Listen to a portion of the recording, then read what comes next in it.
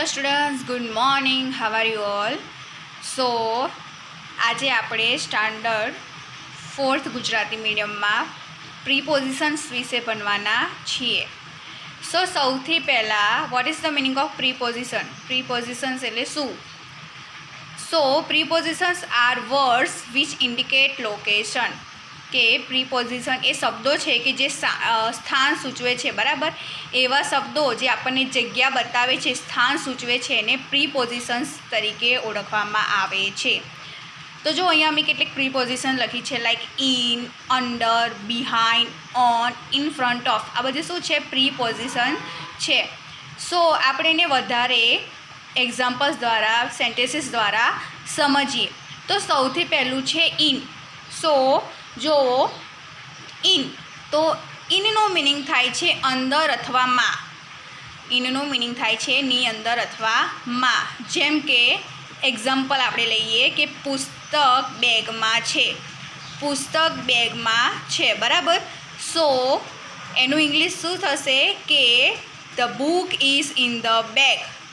The book is in the bag, બરાબર?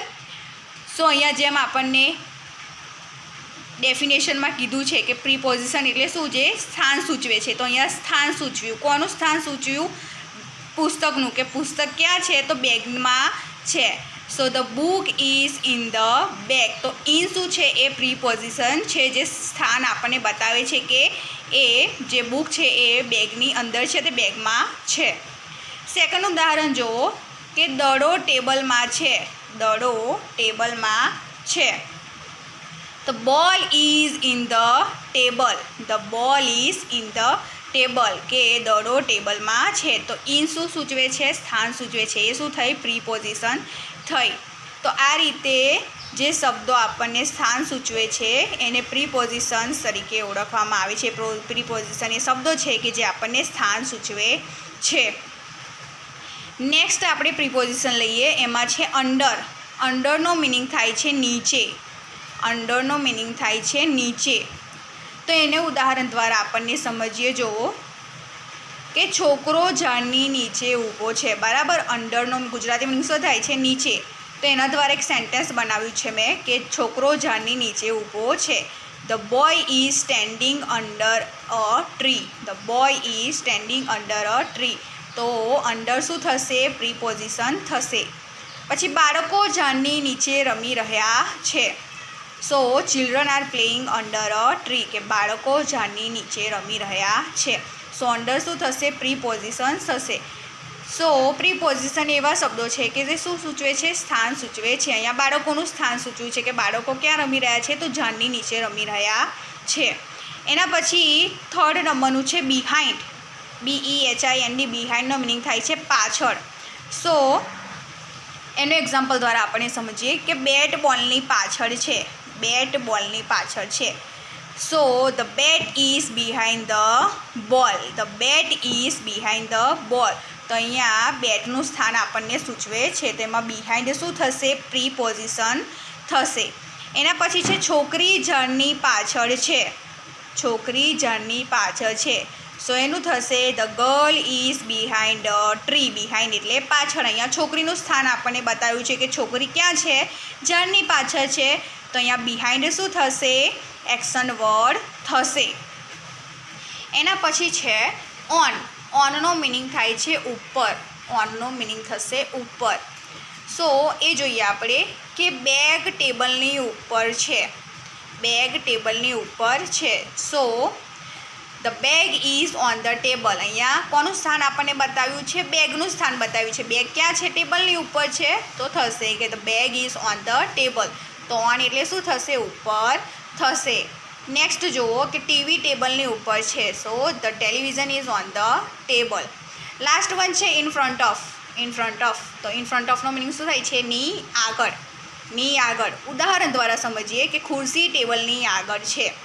ખુરશી ટેબલની આગળ છે. So the chair is in front of the table. અહીંયા કોનું સ્થાન આપણને દર્શાવે છે? ખુરશીનું સ્થાન દર્શાવે છે. ખુરશી ક્યાં છે? ટેબલની આગળ છે. So the chair is in front of the table. Chalk ડસ્ટરની આગળ છે. તો the chalk is in front of the duster. તો આ રીતે આપણે શું છે? પ્રીપોઝિશન છે. સો આજે આપણે 5 પ્રિપોઝિશન જોઈ, in, under, behind, on, in front of. તેને આપણે એક્ટિવિટી દ્વારા સમજીએ. જુઓ કે આ મારો ચોપડો છે એ અત્યારે ક્યાં છે? ટેબલની ઉપર છે. જુઓ મારો ચોપડો જે છે ટેબલની ઉપર છે. સો ઉપર માટે આપણે હમણાં શબ્દ જોયો. કયો શબ્દ જોયો ઉપર માટે? ઓન શબ્દ જોયો. કયો જોયો? ઓન. સો શું થશે એનું English? The book is on the table. The book is અથવા note is on the table. એના પછી જો અહીંયા જો આ પેન છે એને હું આ ટેબલની અંદર મૂકું છું, બરાબર. સો હવે આ પેન કઈ ગઈ? ટેબલની અંદર છે અથવા ટેબલમાં છે. સો એનું ઇંગ્લિશ શું થશે? અંદર અથવા માં હોય એના માટે તો હા, શું હમણાં મેં શીખવાડ્યું? ઇન. સો શું થશે? The pen is in the table. Pen is in the table. એના પછી આપણે જોઈએ કે આ જે મારી નોટ છે એ આ જે બેગ છે એની આગળ છે, બરાબર. આ જે બેગ છે અને આ મારો ચોપડો છે. તો આ મારો ચોપડો ક્યાં છે? આ બેગની આગળની તરફ છે. તો ની આગળ માટે કયો વર્ડ વપરાશે? મેં તમને હમણાં શીખવાડ્યું. ની આગળ માટે કયો વર્ડ વપરાશે? સો ની આગળ માટે in front of. So the note is in front of the bag. The note is in front of the bag. કોની આગળ છે? બેગની આગળ છે, એટલે in front of the bag. એના પછી બીજું આપણે ઉદાહરણ જોઈએ. હવે જુઓ સ્ટુડન્ટ્સ કે આ છે વોલ, દિવાલ, બરાબર, અને આ છે ટેબલ. તો દિવાલ ક્યાં છે? આ ટેબલ છે અને એની પાછળની તરફ દિવાલ છે, બરાબર. આ ટેબલ છે અને એની પાછળની તરફ શું છે? દિવાલ છે. સો પાછળ માટે આપણે કયો વર્ડ જોયો નોટમાં? હમણાં જ આપણે પ્રિપોઝિશન જોઈને એમાં બિહાઇન્ડ આપણે જોયું ને. સો પાછળ માટે કયો વર્ડ આવશે? બિહાઇન્ડ આવશે. હા. સો The wall is behind the table. The wall is behind the table. કે દિવાલ ટેબલની પાછળ છે, બરાબર. સો આ રીતે આપણે પ્રિપોઝિશન શીખવાની છે. સો આપણી પ્રિપોઝિશનનો જે પોઈન્ટ છે અહીંયા ફિનિશ થાય છે. સો નેક્સ્ટ જે પોઈન્ટ છે આપણે નેક્સ્ટ ઓનલાઈન ક્લાસમાં જોઈશું સ્ટુડન્ટ. સો ટેક કેર.